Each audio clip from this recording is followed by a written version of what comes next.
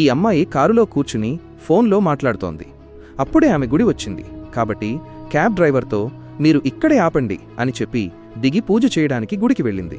ఇక్కడ ఈ car driver వెళుతున్నప్పుడు అద్దంలో చూస్తే వెనుక సీటులో ఒక సంచి పడి ఉంది. కారు ఆపి ఆ సంచి తీసుకుని చూస్తే అందులో బంగారు గొలుసు ఉంది. దాంతో తిరిగి ఇచ్చేద్దామనుకుంటాడు. మళ్ళీ అనుకుంటాడు, ఉంచుకుంటే దీనిని అమ్మి చాలా డబ్బు వస్తుంది.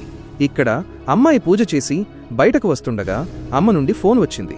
ఫోన్ తీసుకుని, అవునమ్మా, నేను గొలుసు తీసుకున్నాను, ఇప్పుడు ఇంటికి వస్తున్నాను అని చెప్పింది. అప్పుడే చూస్తే ఆ గొలుసు ఉన్న సంచి లేదు. ఆ పాప చాలా బాధపడింది. అప్పుడు క్యాబ్ డ్రైవర్కు ఫోన్ చేసింది. కానీ ఫోన్ స్విచ్ ఆఫ్ అని వచ్చింది. కాబట్టి అక్కడే కూర్చుని ఏడుస్తోంది. ఇక్కడ క్యాబ్ డ్రైవర్ వెళుతుండగా దారిలో ఒక వ్యక్తి అకస్మాత్తుగా కారు ముందుకి వచ్చాడు. అతడికి ఏదో చెప్పబోయి అతని చేతిలో ఉన్న గణేశుడి ఫోటో చూసి తన కోపాన్ని అదుపు చేసుకున్నాడు.